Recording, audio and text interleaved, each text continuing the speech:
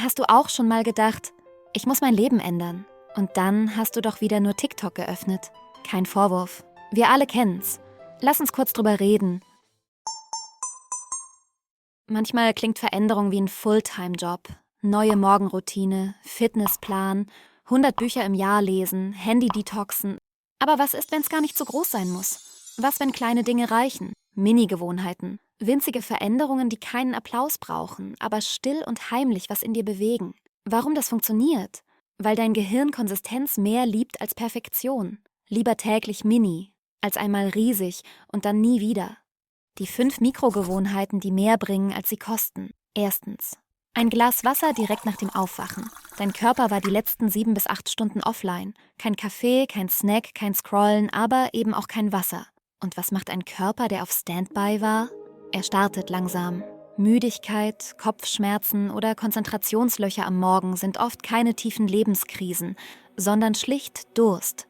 Wasser bringt den Kreislauf in Gang, versorgt Gehirn und Zellen wieder mit Flüssigkeit und gibt dir diesen kleinen frische Kick, noch bevor Instagram dir den Weltuntergang serviert. Fazit? Der einfachste Morgenreset, den es gibt, und du musst dafür noch nicht mal besonders wach sein. Zweitens. Ein bewusster Atemzug, bevor du aufs Handy schaust. Normalerweise läuft's so. Handy vibriert, du guckst. 20 Minuten später fragst du dich, warum du auf TikTok über Giraffen in Rollschuhen lachst. Ein einziger bewusster Atemzug dazwischen stoppt diesen Reflex. Er holt dich aus dem Autopiloten. Dein Nervensystem sagt, kurz durchatmen, bevor ich mich wieder in die Informationsflut stürze. Und du entscheidest, will ich jetzt wirklich Nachrichten lesen? Oder darf der Tag erstmal mit mir selbst starten? Fazit? Der erste bewusste Moment des Tages, bevor die Welt wieder reinfunkt. Drittens.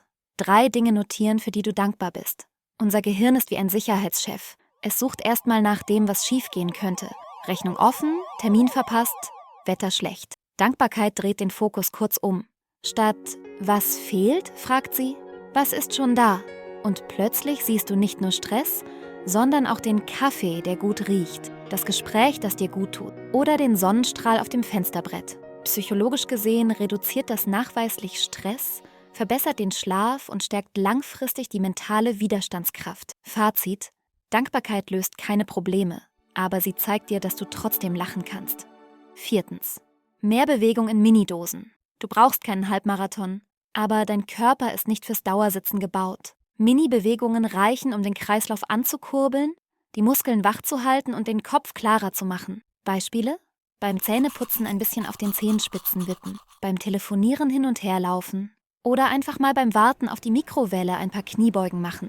Das sind keine sportlichen Höchstleistungen, aber sie halten den Körper in Bewegung und geben deinem Kopf diese kleine Pause vom Dauersitzen. Fazit: Jede Bewegung zählt, und wenn es nur der Weg zum Kühlschrank ist. Fünftens. Die 2-Minuten-Regel. Kennst du diese kleinen Aufgaben, die dich den ganzen Tag verfolgen?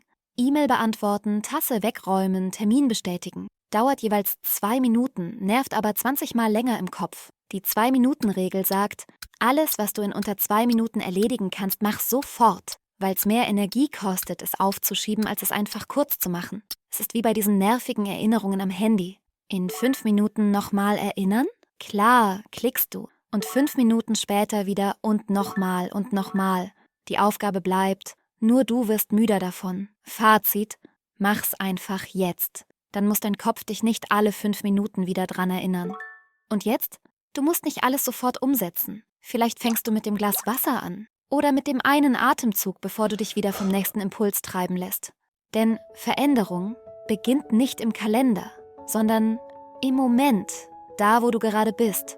Und manchmal reicht es bewusst, klein anzufangen, damit es sich irgendwann groß anfühlt. Wenn dir das hier gefallen hat, klick gern auf Like.